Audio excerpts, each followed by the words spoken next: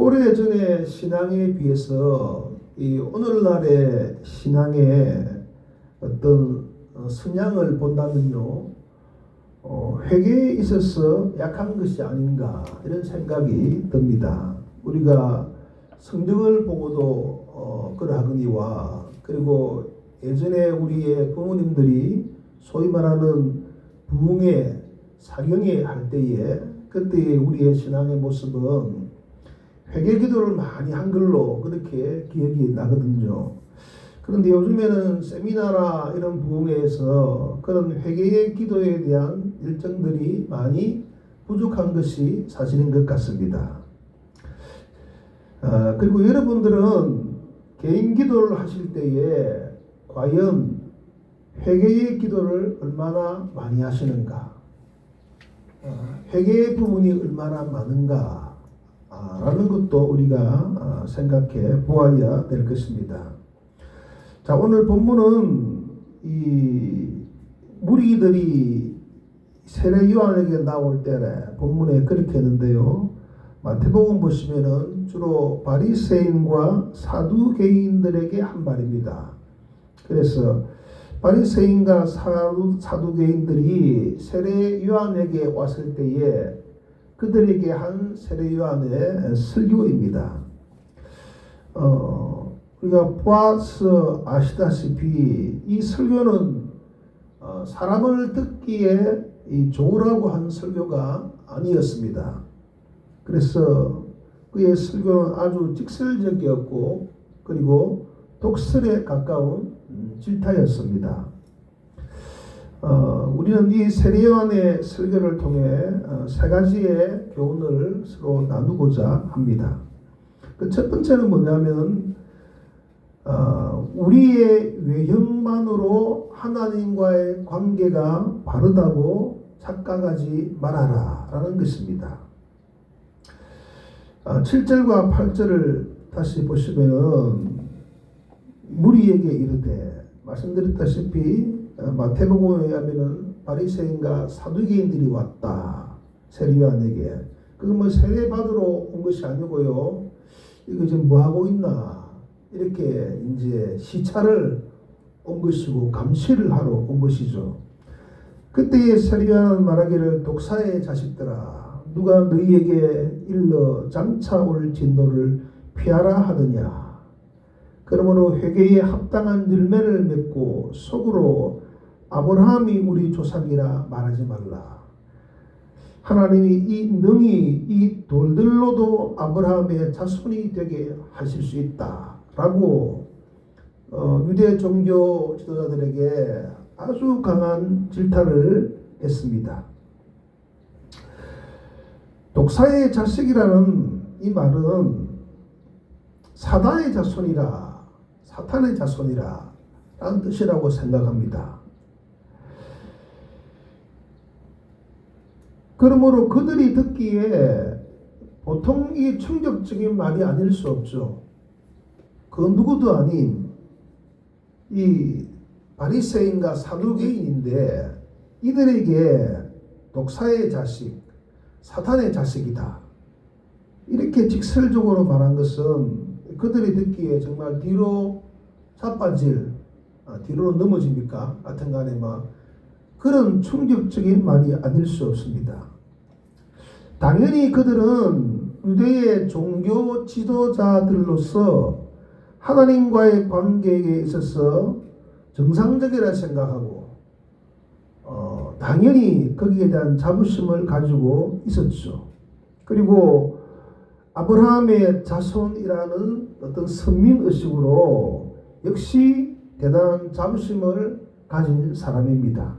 이렇게 보나 저렇게 보나 사람들이 볼 때 그 누구에게도 뒤질 수 없는 그런 어떤 신앙의 선두에 서 있는 사람들이었습니다.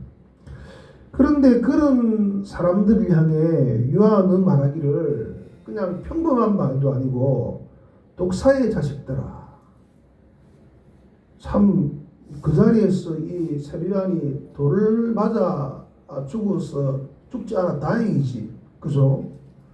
독사의 자식들아 라고 세례 요한이 성령이 충만하여 그들에게 말했습니다. 자, 무엇을 우리에게 말하고 있습니까? 또 그들에게 말하고 있습니까? 그것은 그들의 종교적 위치나 어떤 혈통적인 것으로 하나님과의 관계를 착각하지 말아라 라는 것을 그들에게 분명히 가르쳐주고 있습니다. 그러니까 바리새인과 사두개인들은 참 우리가 아브라함의 자손이다. 그리고 더군다나 그들이 가지고 있었던 이 사회적 종교적 지위를 볼 때에 모든 사람의 존경을 받았거든요.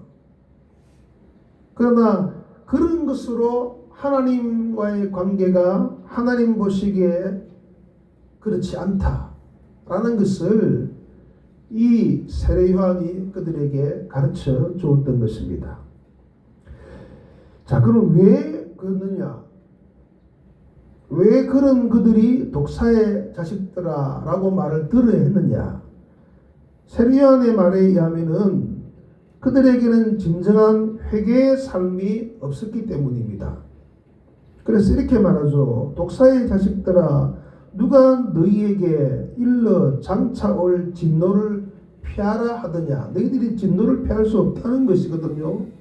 어떻게 해야 되느냐? 그러므로 회개에 합당한 열매를 맺고 속으로 아브라함이 우리 조상이라 말하지 말라. 한마디로 너희들은 진정한 회개의 삶이 없다라는 것을 말하고, 그렇기 때문에 너희들이 독사의 자식들이다. 왜냐하면은 그들이 하는 행위들이 결국은 그렇거든요. 여러분, 회개가 무엇인지 우리는 잘 알고 있습니다. 회개란 자신의 삶을 돌아보고 자신의 삶을 바르게 고치는 것이 회개이죠. 외형이나 형식이 아니라 그의 삶을 바르게 하는 것이 진정한 회개입니다. 그러나 그들에겐 그런 것은 없고 단지 외형적인 것만으로 자만했던 것이죠. 그런 아브라함의 자손이다. 내가 누구냐? 예수님 오시기 전 오래전부터 구약시대 그 신구약 중간기부터 우리는 적어도 바리새인과 사두개인으로 정치적 종교적으로 강력한 힘을 지니고 있는 그런 우리인데, 우리 신분인데 라고 착각했던 것입니다. 그러므로 그런 그들에게 세례 요한은 독사의 자식들아 라고 질타를 했던 것이고요. 그리고 이것은 우리에게도 동일하게 적용되는 것입니다. 그러니까 우리가 직분자라고 또 교회에 출석한다고 해서 하나님과의 관계가 내가 바르다, 또 심지어 내가 하나님의 자녀다라고 착각하지 말라는 것입니다. 이런 우리 시대에 직접적으로 마치 이 바리새인과 사두개인의 어떤 그런 삶을 사는 사람들이 사실 없겠죠. 그런 입장은 다르겠죠. 우리는 다 그래도 나름대로 신앙을 가지고 교회 오는 사람들이 대부분이지 않습니까? 그러나 그 중에는 또 그렇지 않은 사람도 있을 것이고요. 또 그것을 우리의 삶에 적용해서 나는 직분자이지만은 교회를 나오고 예배를 드리지만은 나는 하나님께 책망 들을 만한 일이 없는가라는 것을 살펴보아야 한다는 것입니다. 그런 회개가 우리에게 있어야 한다는 것입니다. 그래서 외형적인 것으로 하나님과의 관계를 평가하지 말고 착각하지 말고, 중요한 것은 진정한 회개의 삶이 있어야 한다라는 것을 가르쳐 줍니다. 성도 여러분, 하나님과의 관계는 우리가 가진 외형에 있지 않습니다. 그러니까 제가 목사라는 타이틀을 가지고 있다고 해서 하나님과 관계가 절대로 그것으로 보장받는 것은 절대 아니죠. 분명한 것이죠. 그죠? 그리고 하나님과의 관계는 상속받는 것도 아닙니다. 혈통적으로. 그야말로 하나님과의 관계는 하나님과의 바른 관계가 있을 때에, 본문에 의하면은 진정한 회개가 있는 삶이 있을 때에 하나님과의 관계가 바르게 이루어지는 것입니다. 그 혹자는 이렇게 말했습니다. 제가 인용을 했습니다. 하나님은 스스로 그리스도인이라고 부르면서 그와 관련해 아무런 노력도 하지 않는 사람들을 전혀 사용하시지 않는다. 명목상 하나님의 백성이었던 요한 당시의 많은 사람들처럼 이름만 그리스도인들은 사용 가치가 전혀 없다. 어떤 사람이 다른 사람들을 대하는 태도에서 믿음을 드러내지 못한다면 그 사람은 하나님의 사람이 아닐 가능성이 있다 하고 어떤 사람이 말했습니다. 한마디로 회개에 합당한 삶이 있어야 바른 그리스도인이다. 하나님이 사용하신다 라는 것이죠. 그러므로 우리는 이 첫 번째 대지에서 우리의 고착화된 삶에 머물거나 만족하지 말고 성경적인 삶을 통해 하나님과의 바른 관계가 이루어졌는가를 확인하고, 그래서 그 관계를 바르게 회복하심으로 하나님이 인정하시는 그런 자녀의 삶을, 성도의 삶을 살아가야 될 것입니다. 두 번째는 우리에게 진정한 회개가 무엇인지 가르쳐 줍니다. 여러분, 사람의 관계에 있어서도 이건 마찬가지인데요. 인간관계가 더 좋아질 수 있는 것은 제 경험으로 보면은 어떤 것이냐면은 그것은 서로가 잘못을 인정하고 사과하고 용서를 빌고 용서할 때 이루어집니다. 제가 20대 때에 어떤 상황에서 어떤 분에게 제가 어떤 액션을 탁 취했거든요. 그런데 순간 제가 이건 내가 잘못했다 이런 생각이 들어서 잠시 밖에 나갔다 와서는 그분이 혼자 있을 때 제가 딱 들어가서 얘기했습니다. 제가 잘못했습니다. 아까는. 하고 제가 무릎을 꿇고 용서를 구했죠. 그러니까 그분이 더 당황스러워가지고 일어서시라면서 왜 이러시냐고 이렇게 하더라고요. 그렇게 함으로써 두 사람의 관계는 더 좋아집니다. 제가 부산의 모 교회에 있을 때에 중고등부를 맡았는데 이제 교사들하고 제하고가 마인드가 맞지 않는 거예요. 그래서 저는 이제 우리 집사람에 비해서는 약간 저는 좀 자유롭거든요. 집사람은 굉장히 아이들 교육에 보수주의고 저는 보수주의 싶으면서도 자유로운 부분이 있습니다. 그런데 아이들이 교회 올 때 성경책도 가지고 오지 않는 그런 아이들을 책망하지 않는 목사는 저는 되고 싶지 않더라고요. 그래서 아이들에게 예의나 이런 문제에 있어서 보수적으로 인사 바르게 하거라, 그리고 이런저런 설교 시간에 목사님을 바르게 보거라 하고 그런 부분에 있어서 타치를 제가 많이 하고 하니까 이 교사들이 소위 말하는 불만이 많은 거예요. 그래서 저도 어려움을 많이 겪었죠. 그 중에 한 여교사가 이제 자기는 학생들을 사랑하기 때문에 저의 어떤 가르침이 학생들에게 맞지 않다 생각하니까 불만이 자꾸 쌓이는 거죠. 그러니까 제가 들어보기에 이분이 담임 목사님을 찾아가가지고 제 얘기까지 한 거예요. 그런데 제가 이제 그런 얘기들이 전도되면은 당의 장로님들에게 다 알게 되죠. 그래서 제가 한 번은 이제 학생 수련회를 가기 전에 가난 농군학교 애를 데리고 갔거든요. 학생이 수련회를 가기 전에 이제 학생의 헌신 예배를 드리는데 제가 소논문을 썼습니다. 정말로 설교가 아니라 현대 교육과 어떤 교육의 흐름 단점 이런 것들을 성경적으로 해서 1시간 동안 제가 강의를 했거든요. 그걸 하고 나니까 분위기가 완전히 달라졌어요. 그게 좀 계기가 되었고요. 그 다음에 제가 그 교회를 이제 떠나오게 되었습니다. 그러니까 그때 강의의 마지막에 제 기억이 나는 게 뭐냐면은, 나는 우리 아이들이 교회 올 때 성경책을 가지고 오지 않아도 아무 말하지 않는 그런 목사는 되고 싶지 않다, 나는. 이런 걸 제가 막 강조를 했거든요. 그 앞에 나름대로의 어떤 이렇게 이 근거를 제시하고 학적으로 성경적으로 제시하고 했습니다. 그래서 좋은 어떤 그런 이제 이 어떤 변화의 계기가 되었죠. 그리고 제가 얼마 후에 그 교회를 떠나고 근처 다른 교회로 왔는데요. 그 교사가 집으로 찾아왔어. 왜 찾아왔겠습니까? 시간 지나 보니까 목사님이 제가 옳았거든. 그래서 그 교사가 어떻게 했냐면요. 우리 주영이인가 수학을 가르쳤습니다. 가르쳐 드리겠다. 저하고는 완전 이런 사이였거든요.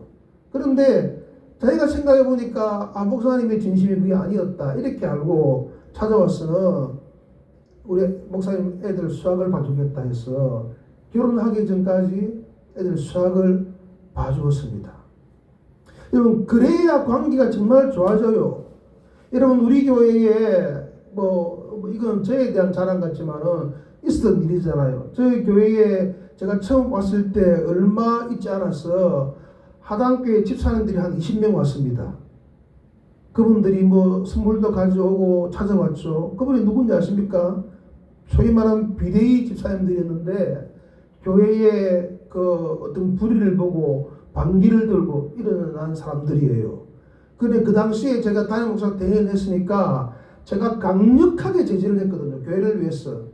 단에서도 굉장히 뭐라고 그랬거든요. 그러니까 제가 얼마나 싫었겠습니까? 그분들이.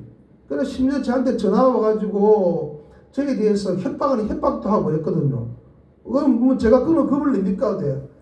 그래 제가 생각해도 아직 40대 중반에 제가 이제 교회를 보호해야 된다는 그런 이제 생각 속에서 제가 한쪽으로 좀 치우친 경향이 있었죠. 지금 생각해 보면은. 그래도 새로운 담임 목사님이 오고 또 제가 그 다음에 실제 업무를 보고 제가 교회를 떠나오고 할 때에 그분들이 알은 거죠. 김일 목사가 교회를 위해서 그랬다. 이걸 알고요. 그분들이 다 찾아와가지고 저한테 사과하고 오지 못한 분들은 다 그분들이 저한테 전화 와가지고 목사님 무슨 일 있으면 전화 달라. 도와드리겠다. 한 분이 정작 그 있을 때 저보고 막 읽던 사람들은 저를 박대하고요. 그분들이 저를 더 많이 좋아하고 찾아온 거예요. 여러분, 이건 저의 많은 경험들입니다. 인간관계에 있어서 트러블이 생기더라도 시간이 지나가지고 누군가가 잘못했을 때 잘못했다고 사과하고 용서를 구할 때 가까워지는 것이에요. 왜 이 말씀을 드리냐면은 하나님과의 관계가 마찬가지입니다. 하나님 앞에서 진정한 회개가 없으면요, 하나님과 가까워질 수가 없습니다. 회개하지 않는 것은 장벽이거든, 장벽. 하나님과의 나와의 장벽이거든. 두 사람과의 장벽이 있으면은 절대로 진정한 친함이 없는 것처럼 하나님과의 관계에 있어서 회개하지 않는 것은 나와 하나님과의 장벽이 있는 거예요. 하나님과의 관계가 더 깊어지고 친밀해질 수 있는 것, 죄를 용서받고 새 사람이 될 수 있는 것은 회개에 있습니다, 여러분. 가룟 유다와 다윗의 차이점을 잘 알고 있죠? 회개에 있습니다, 회개에. 별것 아닙니다. 어떤 면에서 가룟 유다와 다윗의 차이점은 회개에 있습니다. 그러면 여러분 기억하시기 바랍니다. 진정한 회개가 없는 곳에는 절대로 변화도 성장도 은혜도 없습니다. 말씀드렸다시피 요즘에는 그런 회개에 대한 그런 집회가 없거든요. 눈물로 정말 회개하고 이런 게 없거든요.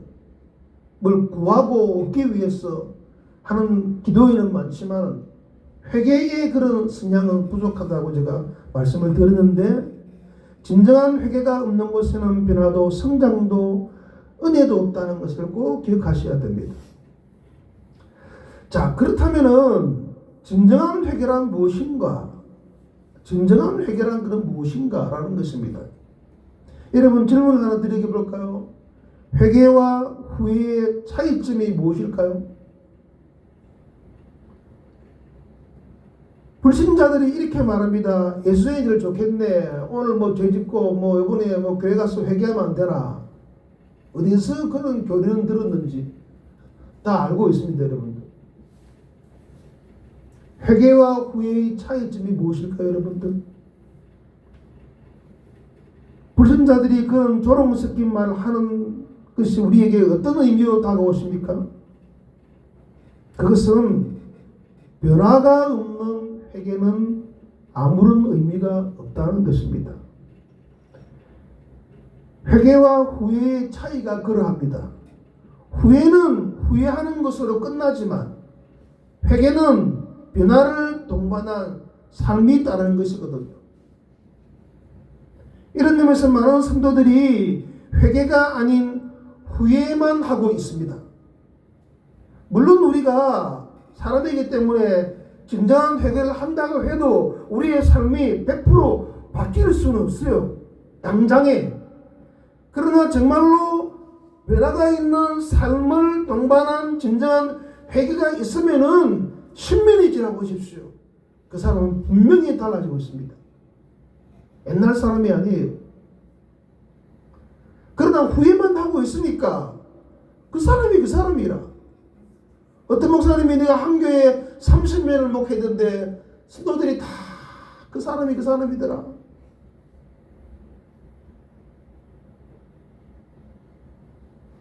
성도 여러분, 진정한 회개란 행동과 삶으로 나타나야 됩니다. 본문에 그래합니다.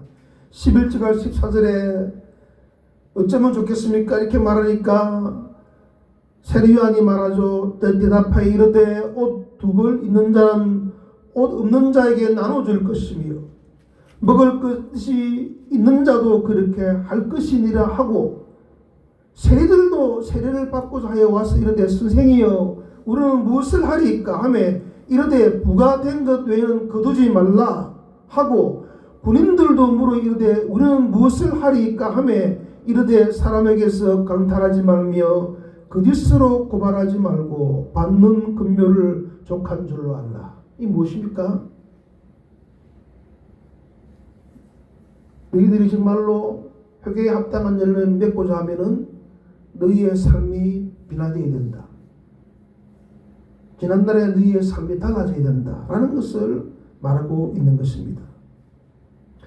그렇습니다. 회개에 합당한 열매를 맺는 것이 진정한 회개입니다. 기억하십시오. 이것이 없이는 사실 회개하지 않은 것이며 단순한 후회에 불과한 것이고 하나님과의 나 사이는 여전히 장벽이 그대로 있는 것입니다. 그러므로 성도 여러분, 우리는 우리의 삶을 돌아보고 우리의 기도를 돌아보아야 됩니다. 그래서 그 무엇을 구하기 전에 우리 자신을 돌아보고 회개할 것이 무엇인지 성령의 깨달음을 구하고 하나하나 회개의 기도를 하셔야 됩니다. 그래서 여러분들에게 제가 숙제를 하나 드려볼까요? 이번 주는 1시간의 이제 기도 시간이 것 같으면 1시간 내에 회개거리만 찾아보십시오. 성령님, 내게 회개할 것이 무엇입니까? 하고 생각하시고 회개할 기도만 해보십시오. 그렇다고 뭐 마귀의 정죄는 잡받지 마시고 회개하니까 말 안 그렇지 뭐 다음 주부터 교회 가지 마라, 그런 마귀의 정죄는 듣지 마시고 하나님 앞에 하나하나 회개의 기도를 지난 삶을 돌아보고 내 신앙을 돌아보고 회개해 보시기 바랍니다. 만약 우리에게요 죄가 없다고 생각하면, 회개할 것이 없다고 생각하면 성경은 말합니다. 그것은 하나님을 속이는 것이고 너를 속이는 것이다. 왜 우리에게 여러분 회개할 것이 없겠습니까? 그러한 회개가 없으면 바리새인과 사두개인들의 책망을 받을지도 모릅니다. 바리새인과 사두개인들은 자신들이 회개해야 한다는 것은 마치 남의 일처럼 생각했거든요. 제가 오늘 회개 설교하니까 여러분들이 별로 얼굴이 침울한 것 같은데요. 여기 서는 저도 마찬가지입니다. 마귀 앞에 침울하지 마시고 하나님 앞에 침울하셔야 됩니다. 여러분, 중요한 것은 말씀드렸다시피 회개하지 않은 것은 하나님의 책상 앞에서 미결제 서류로 남아 있다는 것을 기억하셔야 됩니다. 이건 다른 누구의 말도 아닌 저의 생각이에요. 우리가 회개하지 않는 것은 하나님의 책상 앞에 미결제 서류로 남아 있습니다. 그리고 그것이 남아 있는 한 하나님의 은혜도 맡겨 있습니다.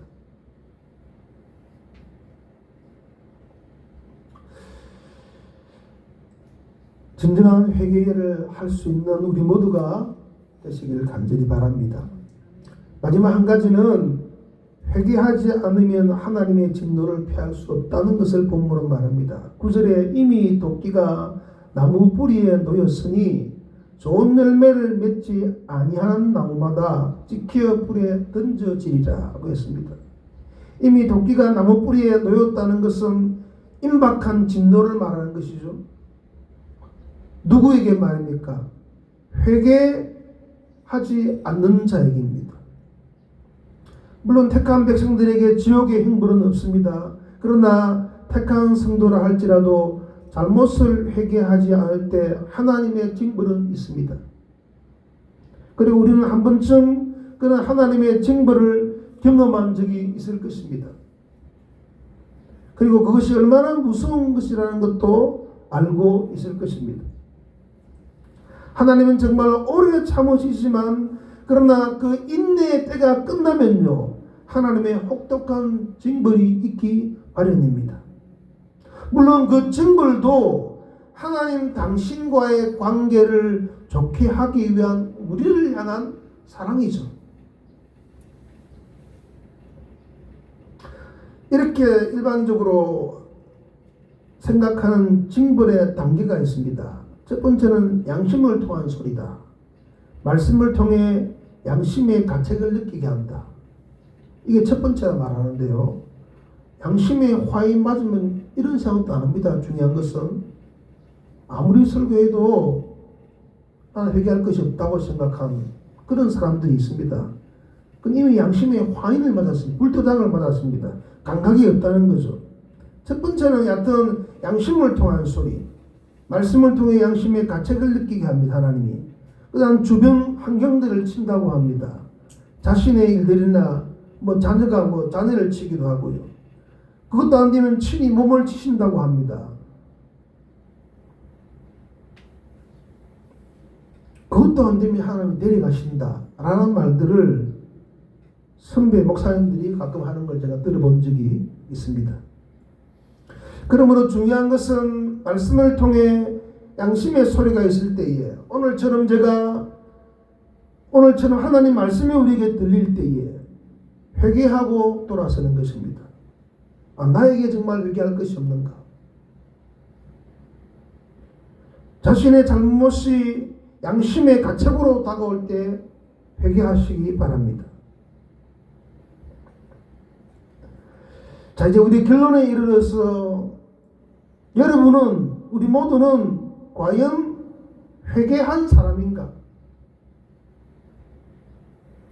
회개의 삶을 살고 있는가?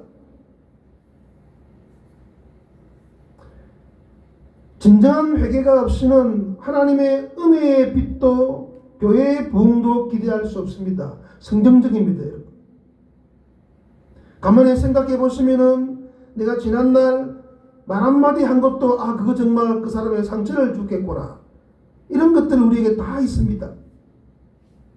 하여튼 회개에 합당한 열매를 맺는 삶을 사시기 바랍니다.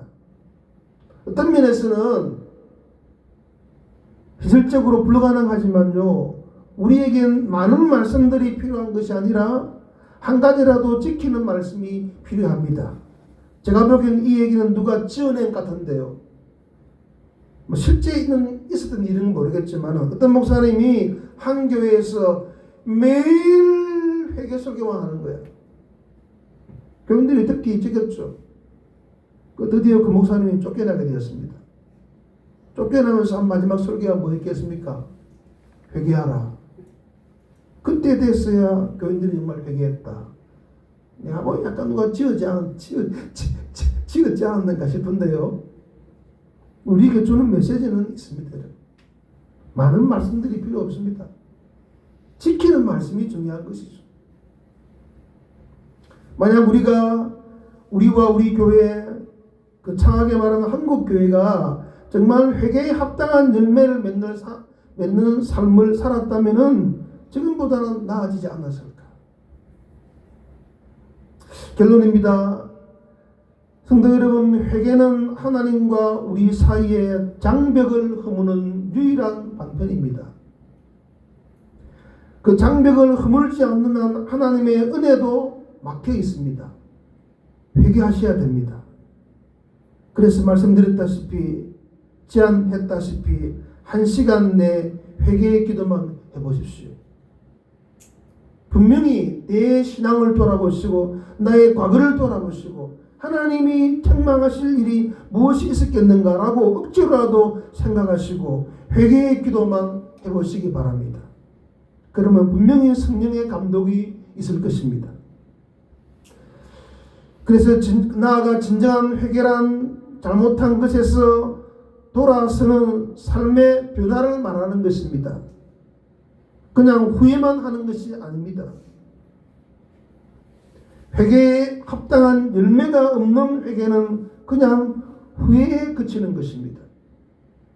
우리 모두가 후회가 아닌 회개에 합당한 열매를 맺는 진정한 회개의 삶을 통해 하나님과 바른 관계에 거하시고 하나님의 은혜와 부흥의 역사를 경험하는 복된 우리와 우리 교회가 되시기를 주의 이름으로 간절히 축원드립니다.